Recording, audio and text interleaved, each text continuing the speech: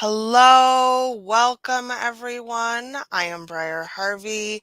This is the Neurodiversity Media Network, and today we are fixing work again.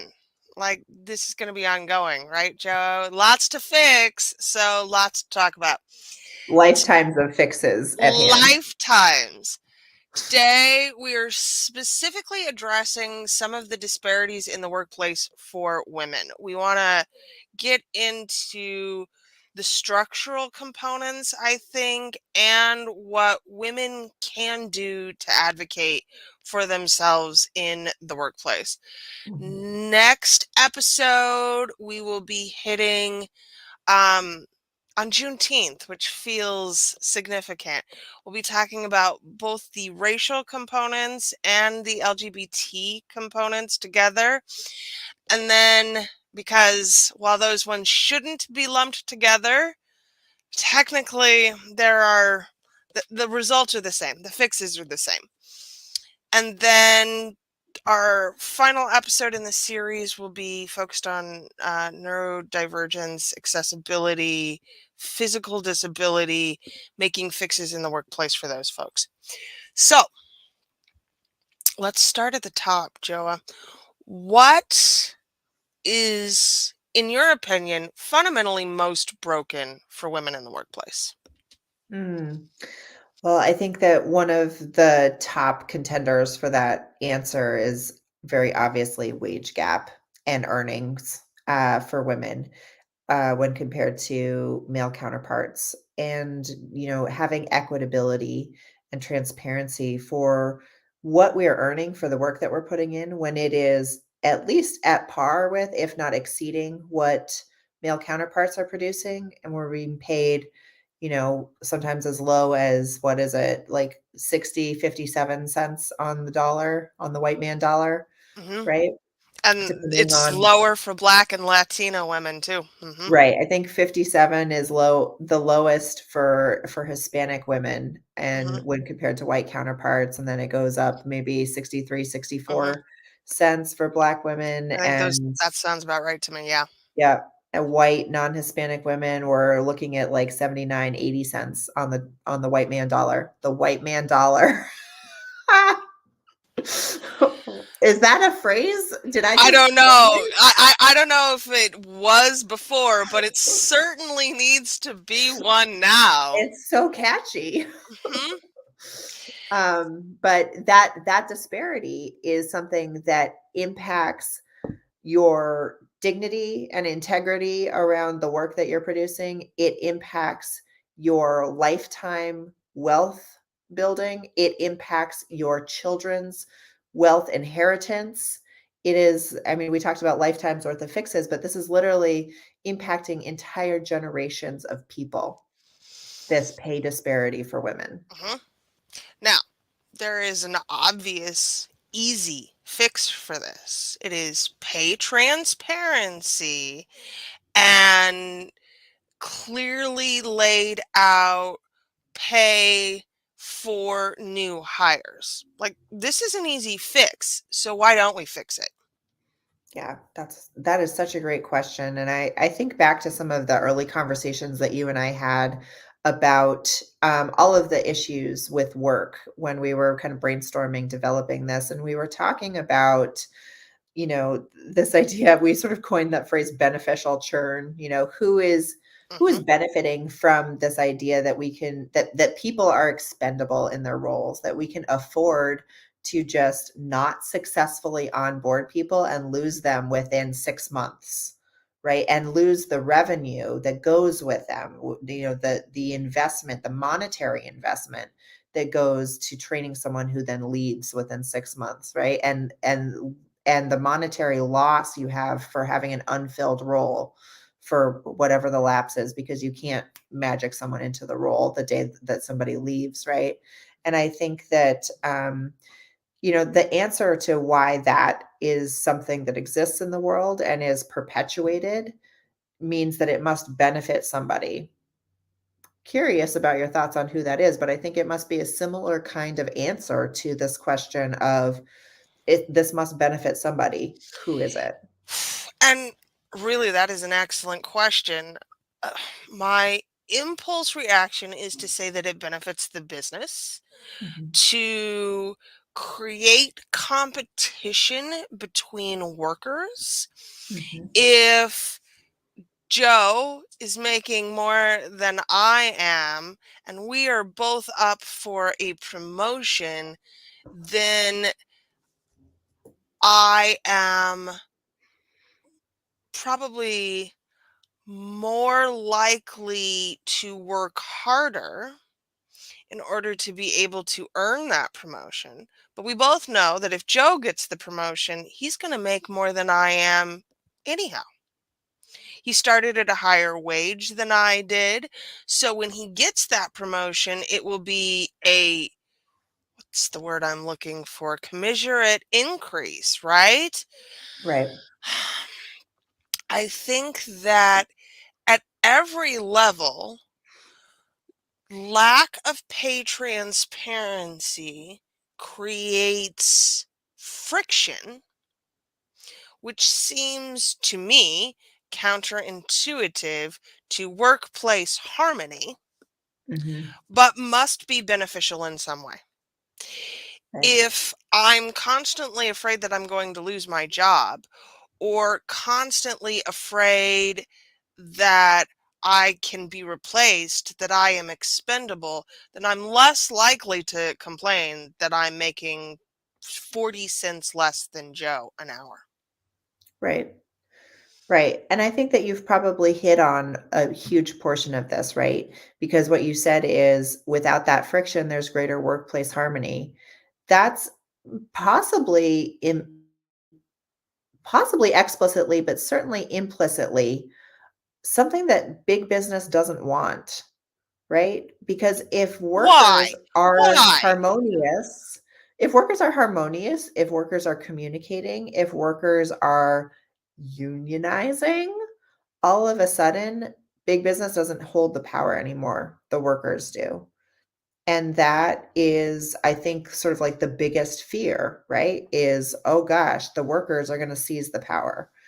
And with that comes the control, right? It's a question of control. It's a question of who's calling the shots. And if you keep people fighting with each other rather than banding together, you maintain the power position. I shared a meme that was floating around this morning I, about an eating disorder hotline that had fired all of its employees after they had unionized and went to AI, Wow. and are now having to walk that back because the Mhm. AI was dispensing actually harmful information. Because what seems logical to a robot that doesn't eat about eating disorders is actually disordered eating behavior, right? So it was giving categorically bad advice because it's a robot and it doesn't understand nutrition or nourishment because it has no body. Right, Like, it right, understands the dynamics of it, the principles of it, but it can't understand because it has no body. But right. what was striking to me is the fact that they'd fired employees who had just unionized in favor of the AI. And that's going to happen a lot. Mhm. Yeah, and I think that that's what we see in a lot of contexts, right? As soon as people start to show inclination to band together to create these systemic changes from the bottom up, like the hammer comes down harder, right? There's greater repercussions for more people, because it's exactly what they don't want. 90% of all employee creation comes from small businesses. That number's not new, but I think it's going to get more extreme. More extreme in what way? I think that most new jobs within the next decade or so will come from small businesses because no Mhm. one wants to work for an employer that doesn't give a shit about them. Yeah. I mean, I think that that's absolutely right. The clients that I work with, you know, when you look at the compilation of what their experiences are, that definitely tracks.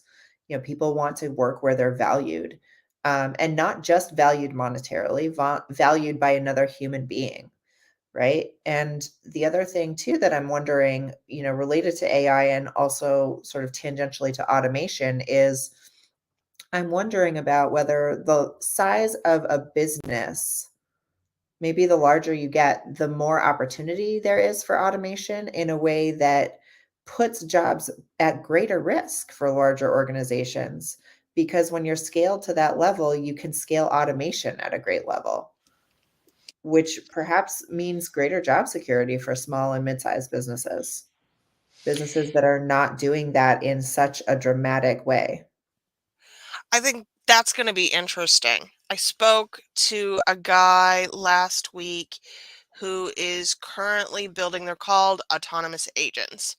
And the goal of an autonomous agent is for you to be able to give it instructions and for it to go out and act upon it. Mhm, Obviously, this would be a huge boon for me because once we're done here, all of the steps that I take to get this uploaded and downloaded and into all of the places, I have a complete workflow for.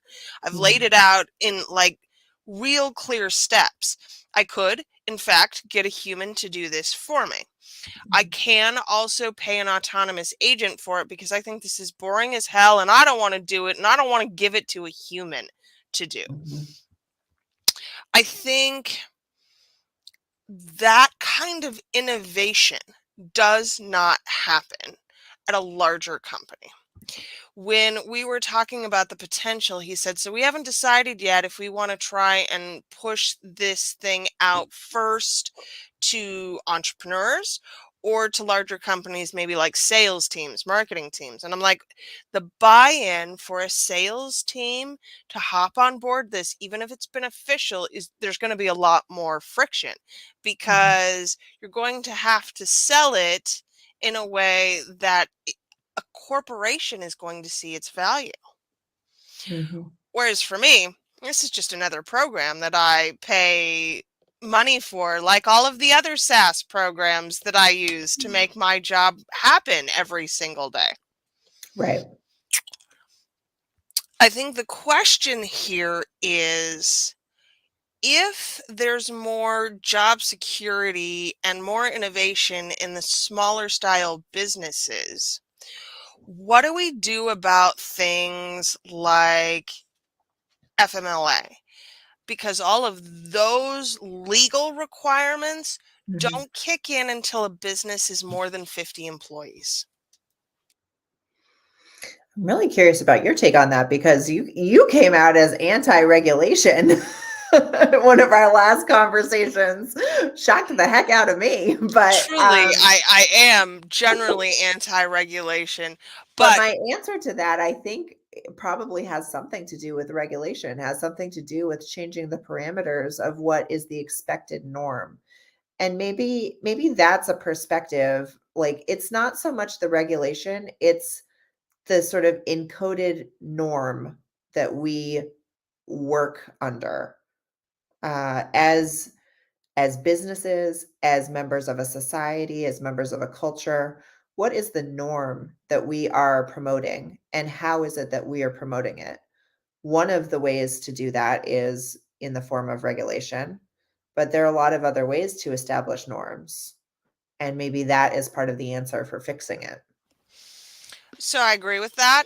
I think a big part of what's coming is that we have to be more willing to say that norms are standards versus looking to a government to set those standards because they're not caught up. Mhm, mhm. Hold the phones for the life interruption. Always. Always. Um, Yeah, so I would agree. Like the government isn't the only body that sets the norms, right? But it certainly has the potential to be one of the more influential ones, right? And it's tricky in a country the size of the United States that spans so much physical distance and has such a sizable population, and has all of these pockets of regional sort of cultural similarities and norms in and of themselves. It's Hmm. interesting to think about what that looks like to try to have, some cohesive benefit. Or do you allow states to just willy-nilly do what they want and let the market decide in a certain sense?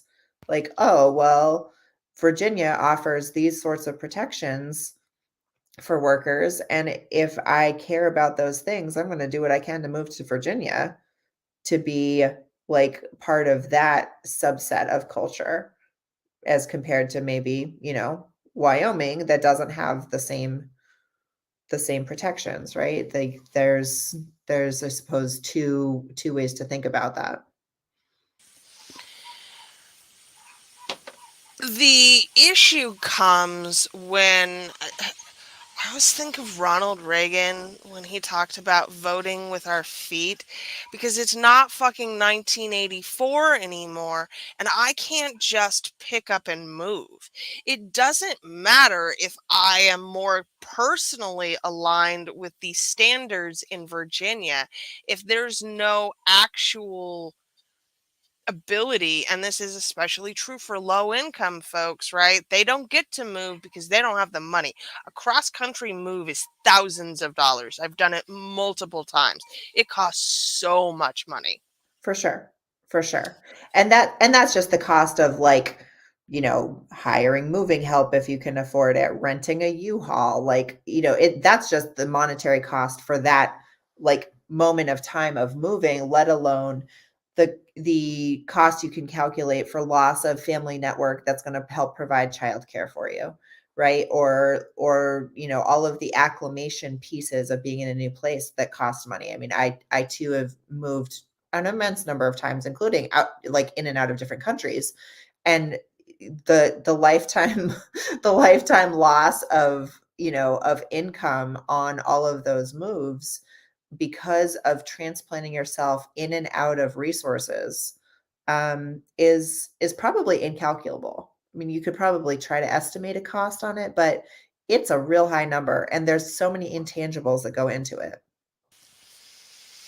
So I come back to if I am a woman who is potentially looking at having a family Mhm. in the United States in particular, I have no good choices.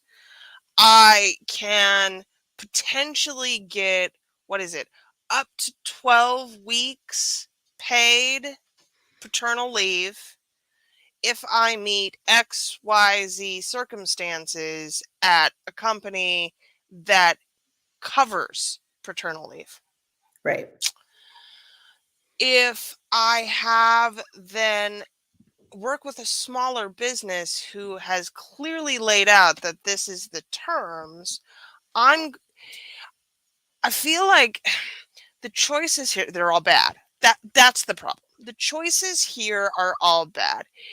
Parental leave is universal and almost every other civilized country, right? And some of the uncivilized ones.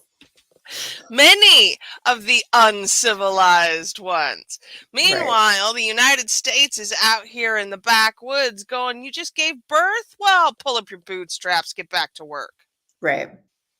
Quick caveat that we don't pass judgment on civilized or uncivilized. That is not what we're doing here. We do That, not adhere to those labels. It was no. facetious air quotes. I'm I am increasingly frustrated by the lack of awareness or concern in this regard Right. because it damages not only the women who are forced to give birth and then immediately go back to work, but it damages their children too. This is a multi-generational trauma that we are inflicting on people here for what seems to me like no good reason. That's right. That's right. Well, I mean, if we want to get cynical about it, it's a systematic, deliberate enforcement of trauma generationally on certain classes of people, right? Because there are classes of people where this is not women don't work in the same way and don't have to go back to work after 12 weeks, and their lives are such that that's not what they do. In the same way that the pandemic, showed that people can pick up and vote with their feet in terms of where they want to be physically, it within a certain class, right? Right? If you had a job that went remote, if you had job security, if you had the wherewithal to move, if you could just buy a house somewhere else, you did it. And people did And in people did. such large numbers that it has created this bubble in the housing market Right. where more people are renting and there are fewer long-term rentals available because Right. that's all going to short-term rentals now. That's right. That's right. And I mean, it's happening in pockets all over the country. Anywhere that had a thriving tourist season prior is now tourism all year long. That's what it feels like. I grew up in New Mexico. My brother still lives there. I was speaking with him earlier. He said it's completely different from how it was 3 years ago. You used to get like a little uptick at spring break. You used to get an uptick during the summer, some in the fall around fiesta time. He said it's just traffic all the time now. You can't find a yearly rental. You can't buy a house. I mean, the cost of living in Santa Fe is creeping up towards the cost of living in Massachusetts, where I am, and it used to be off by orders of magnitude. I live in Omaha, Nebraska. My rent has gone up almost 20% in the last 3 years. If Right. it's happening here in the middle of the country where Right. now that's not true. People come here. We have the College World Series. We have one of the best zoos in the world. And shockingly, I'm not even kidding, an incredible amount of tourism here in the middle of the country. And it's damaged things significantly. I Right. suspect when we're looking at small towns without a tourism industry, there's probably less of an Mhm. increase, but inflation is a thing everywhere. Right. Right. No, and so to bring it back to women and, pay disparity, for example, like I often fall into the trap, which I think is pretty typical of thinking of like a heteronormative couple, like, if a woman has a child, like there may be a male partner somewhere involved. If someone has to choose who's not going back to work, the woman like should stay at home because of earning potential, right? It's very easy to fall into that trap. But there are couples that are two women. There are single moms. There are chosen unpartnered women who don't have kids and don't intend to and are just living their lives, right? Like no matter which scenario we're talking about, the pay disparity is unacceptable. It's just that the more levels you add to it, the more unacceptable it becomes. But when you talked about one of the fixes being pay transparency and especially pay transparency and equitability at the hiring, right? When we're talking about early career professionals, right? We're talking about how to make sure that they have the skills and the tools that they need to negotiate those early career offers, because that is going to translate into what they can continue to build on from there on out. And too many women that I work with don't even know where to begin with negotiation, right? Let alone Right. that, that they hear that it's a thing that, you should do. They don't know how, they don't know exactly why. I mean, they know that more money is nice, but when you look at lifetime earnings, right? This pay gap that we're talking about amounts to over $1 million in lifetime earning loss for Hispanic women who are at the Mhm. bottom of the pay disparity gap, right? Like $1 million over your lifetime, over $1 million. And it's close, it's like 900 and change $1,000 for all of the other, identities of women that are stacked up there. So this negotiation, this pay transparency, this pay parity, and getting it locked in as early as possible within your career is what it takes in order to be able to not have that sort of loss that you're facing looking at a lifetime of career. And part of the issue here is even in two income households, there is frequently a disparity in how the money gets spent. So if the woman is working and she has children, daycare is her responsibility fiscally. Mhm. I see this one, and I'm not saying that's a universal truth. This is certainly how things work out in couples. But man, if Reddit is any barometer for the way these negotiations are happening in marriages and in life, most women are paying almost everything that they make for childcare. That's right. That's right. And it's no coincidence that universal pre-K and universal early childhood education is one of the number one ways that we can get equitability within couples and for women's pay because of exactly what you're saying. And what that translates to is the metric ends up being, well, I could work and be gone all day and have all of the expenses that are incurred with working, right? Because like prior to remote work, like you had to buy work clothes, you had to commute, you had to like have, all of these extras that were part of working. I could do all of that, and then all of my money just goes to watching my children while I'm doing that, or I could just stay home. And I may be in a better position spiritually, emotionally, mentally, physically to be able to move through the world without that. And that's an unfair choice and burden to put on women to Mhm, even have to think about that decision. mhm. That's not right. And what gets lost in that is, what it does to fulfill your entire being to be able to do work that you care about doing without having to say, well, financially it would work better if I just didn't do that. Right? Like what passion, what treasures are you not putting into the world by keeping yourself out of the workforce that way? I see a lot of women who view being a stay-at-home mom as a privilege, which Mhm. is certainly the case in some instances. But the other side of that coin is for low-income women, sometimes it costs more than what they would make if they actually went out and got a job to pay for childcare, especially these days.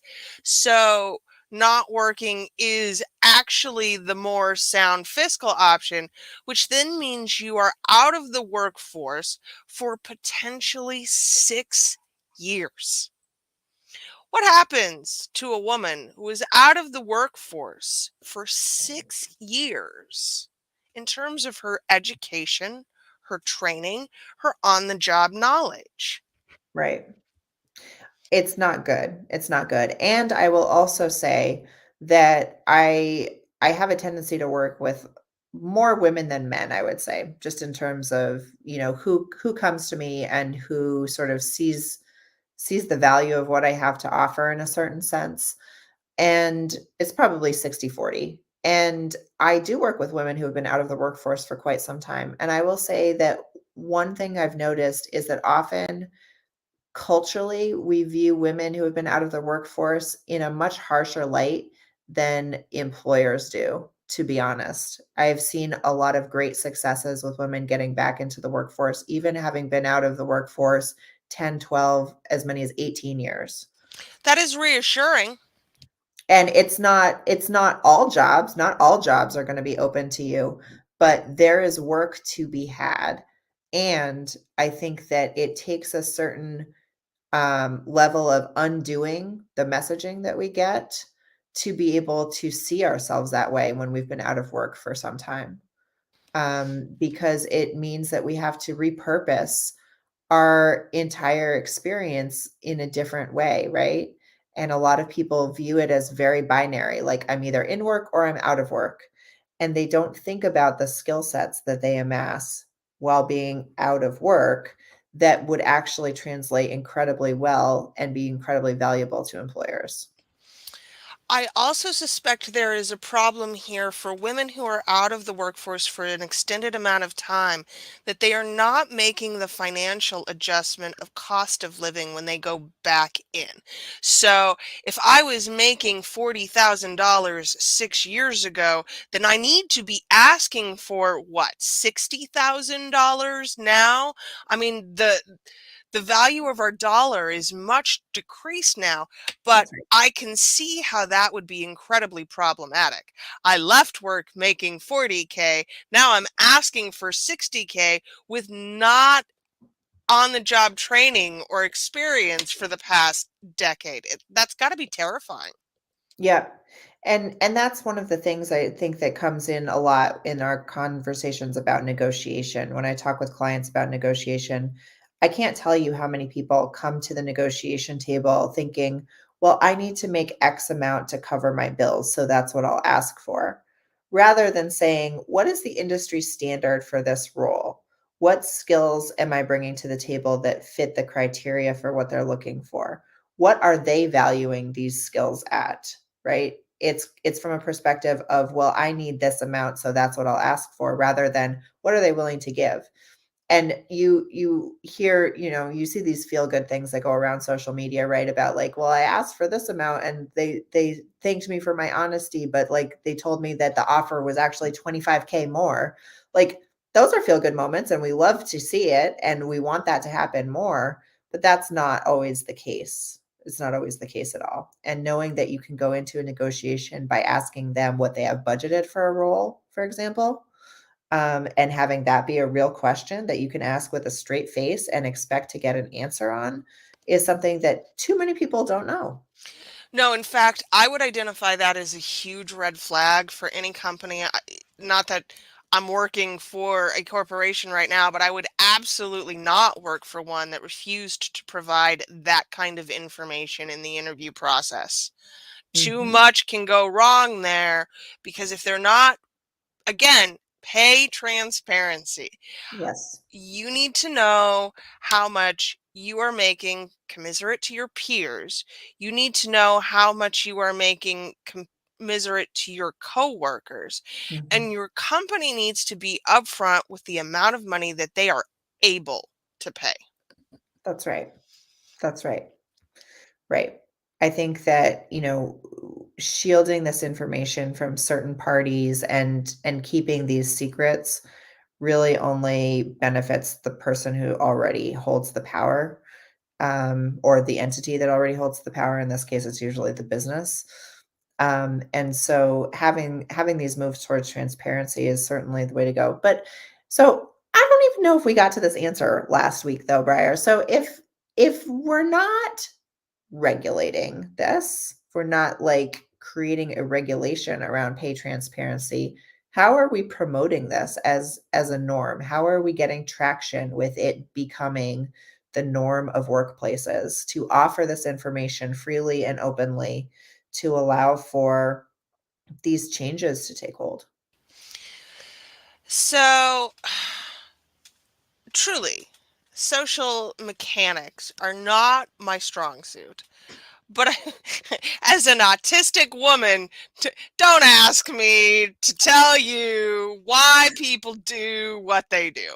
But I Fair enough. will say, I feel like a lot of the problem here is in recruitment Mm, because, especially with larger corporations, it's not in-house recruiting. Almost never do we use in-house recruiters. We mhm, outsource that to recruitment companies mm, who have, if my experience on LinkedIn is any indication, a great deal of Misplaced authority, who Hmm. tend to gatekeep positions, Hmm. gatekeep who can do what job, what that looks like. And I could be wrong, but I feel like there's a subreddit called Recruiting Hell. Hmm. And there are a lot of people in there daily talking about how recruiters wouldn't give them pay information, even when that was publicly available on the company's website.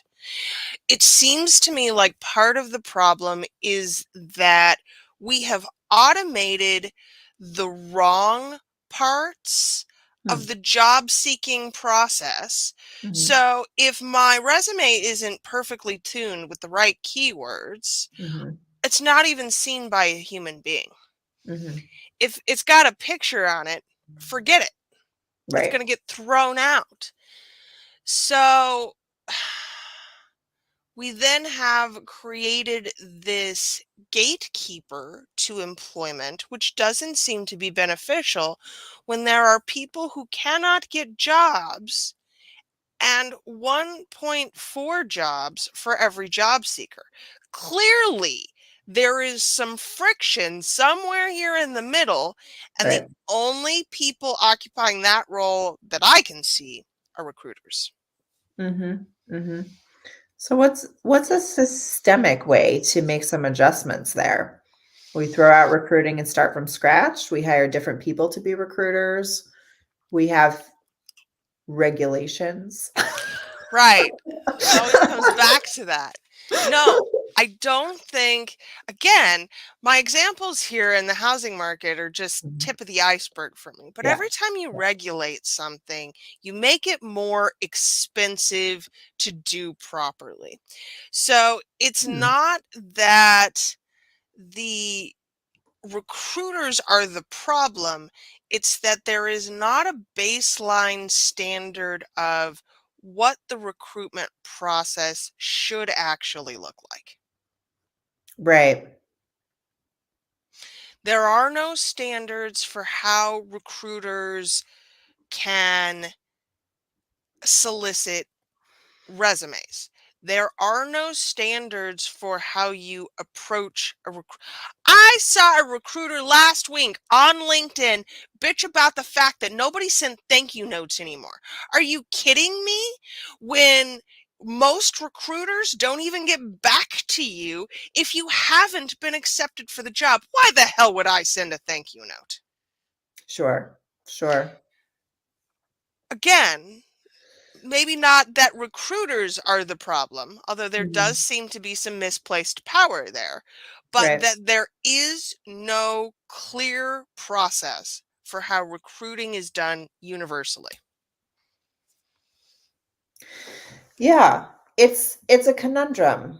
It's a conundrum how you create some sort of template or system without some sort of regulation attached to it that creates a systemized way of doing things that makes things easier. But I think that we can easily identify that the issue with the system such as it is it leaves too many people open to be preyed upon, right? Because if there is no systematic way that things are being done, I see this in my industry all the time, right? I do career consulting. I deliberately avoid words like career coaching just because it is an unregulated space.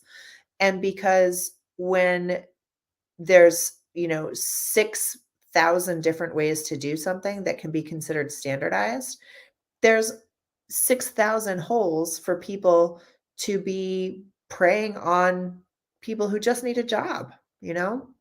Like, yeah, I can do your resume. Here you go. That resume is not going to get you hired, but you just paid me 200 bucks for it, right? Um, the resume is not going to get you hired, but you just paid me 2,000 bucks for it. There's a lot of fly by night stuff going on. And I think that it's not just in the career consulting coaching space, it's also on the recruitment side as Mhm. well, because there are so many openings for, well, that's how it works in my estimation, right? There's no standard.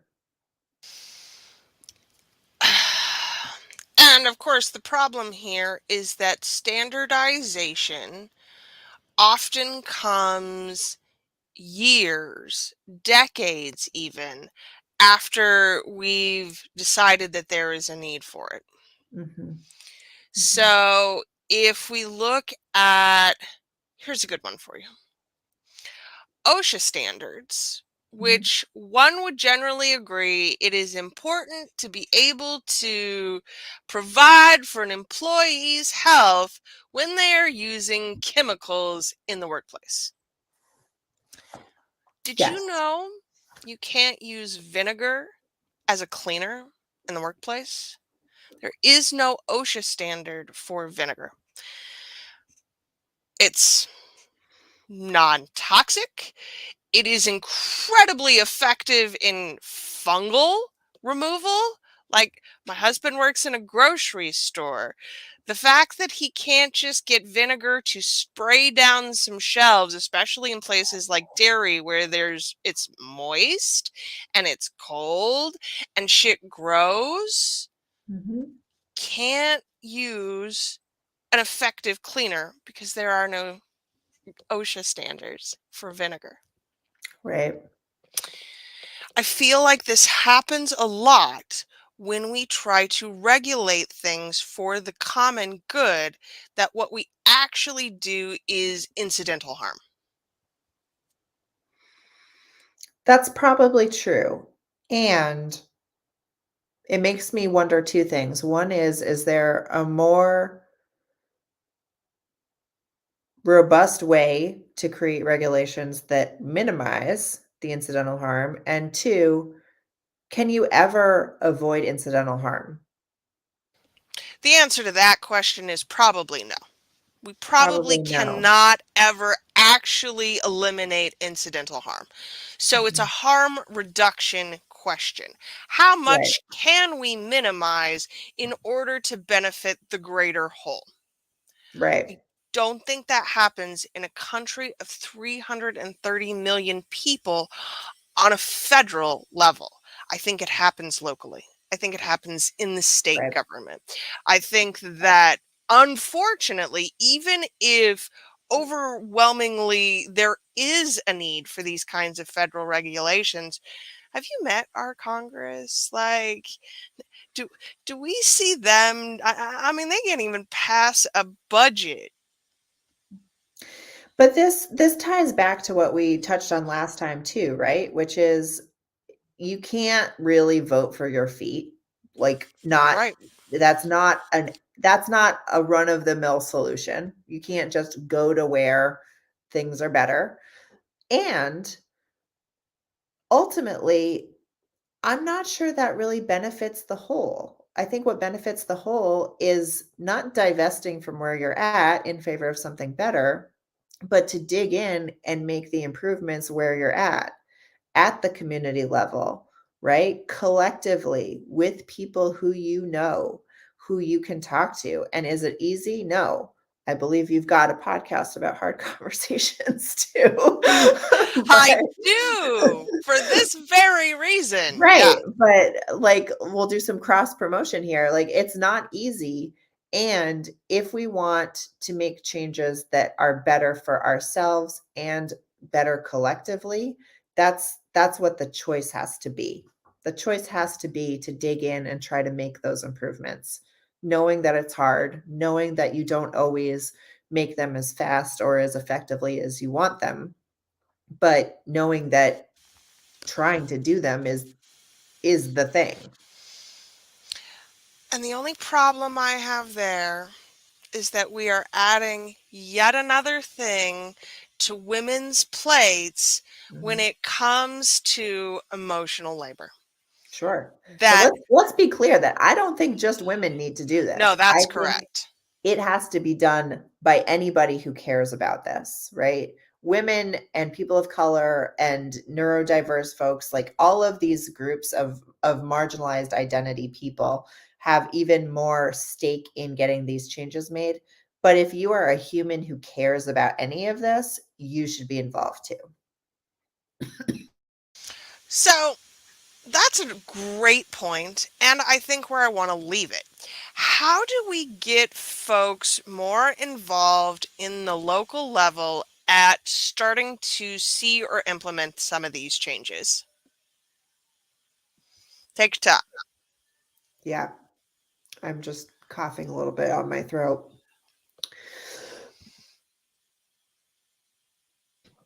I think, I mean, there's probably a million people that have better answers than I do on that, but I think that that's where we're at, right? Like, find your local small business organizations, right? That's a great place to start in terms of networking with other people. If you're a small business owner, even if you work in a small business, there are resources through those avenues of finding support and resources for what you want to do. Um, I think that local ordinances for how businesses are run and what protections there are a really great place to look. Um, there are various I mean it depends on your location, right? But like there are various avenues to get involved that are like very, very micro level, like within your town, right? Chamber of commerce style, and then it can go all the way out to, your county, your region, your state, all of these things.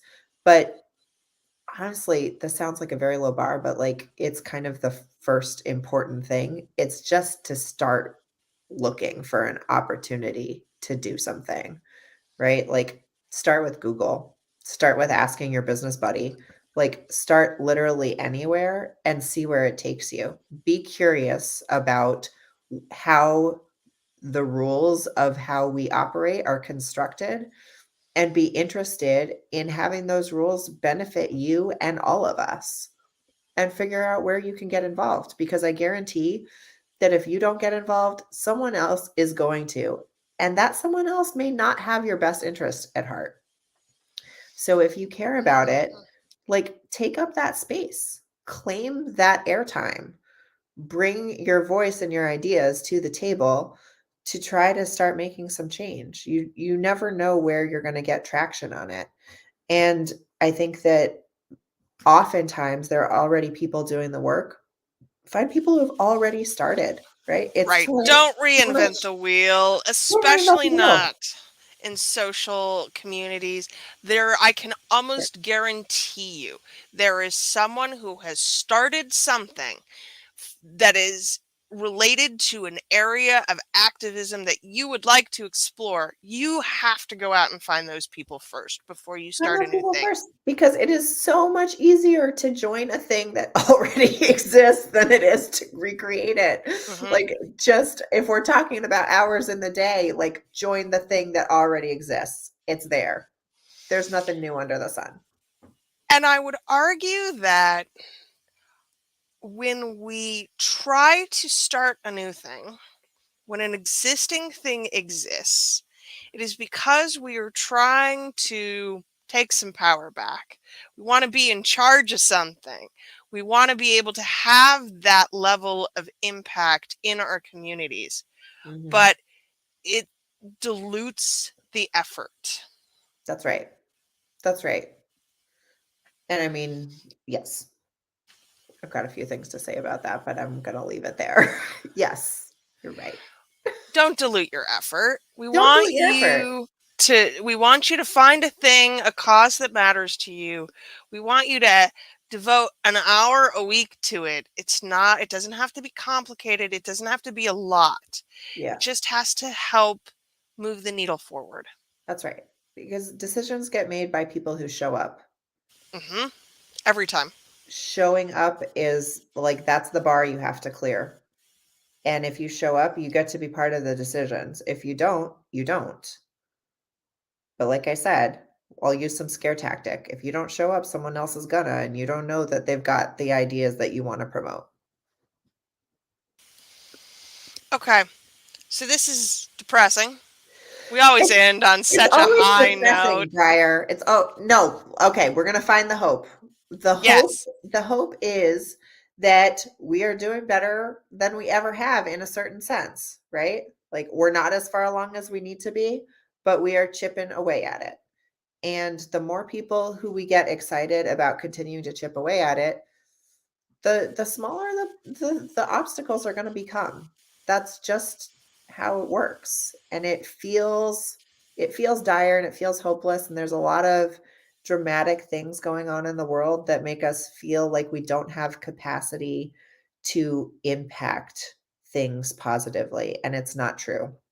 Those things are deliberately in the spotlight to make us feel that way, because who benefits if we just curl up into a ball and don't try to, Hmm. make the changes? The people who already hold the power. That's correct. And in my lifetime, women have gone from requiring a partner or a parent to sign a loan or be able to get a credit card. Like these are really essential things that I now take for granted, but that change has happened within my lifetime. That's right. So while we have a long way to go, we've come a long way. And We've it's come a long way. important to celebrate those moments in order to feel a little more hopeful, I think. Right. The other piece of hope that I will offer is that anybody who feels alone facing any of this can take heart in the fact that you are not alone. There are literally millions of other people who are feeling the same way. So find other people who are also feeling alone with it and talk with them. Get the support where you can get it. Nobody benefits from you feeling shut down by what's happening, even when it's totally merited to shut down. And I feel like that's a great segue, Joa, for your group, right? Because you have one. Which group are we referring to? Don't you have like a group with someone else where you do some, I think, career Yes. programming? Yes, I Okay. do have the Career Coaching Collective, which I'm working on launching with Tom McCormack, who's a great follow on LinkedIn. Anybody who isn't following him absolutely should. He posts amazing things, resources, think pieces, some UFO content, which I always give him a hard time about, but I also secretly love. And yeah, he and I are working together. We're gathering people who are interested, like-minded folks who are really interested in making sure that people who are in the career consulting and career coaching space have support amongst each other to really be promoting people's sense of agency and knowledge about the landscape of work, and also promote within our clients that sense of community and collective belonging to an effort to have this world be a better place for all of us. Automation shouldn't be something scary where we feel like we're going to lose our livelihood. Automation should be something that we rejoice in, because now we all have to work less. Hmm. But we have a few steps in between here and there, but we need to do it together. And I think that's what it comes down to. Find your people, figure out where they're at. Don't do this alone. That's right. Don't do any of it alone. Hmm. You shouldn't have to. No. And that is why we are building this here at the Neurodiversity Media Network. So you don't have to do this stuff alone. Even if you can't work with Joa personally, we have this whole series.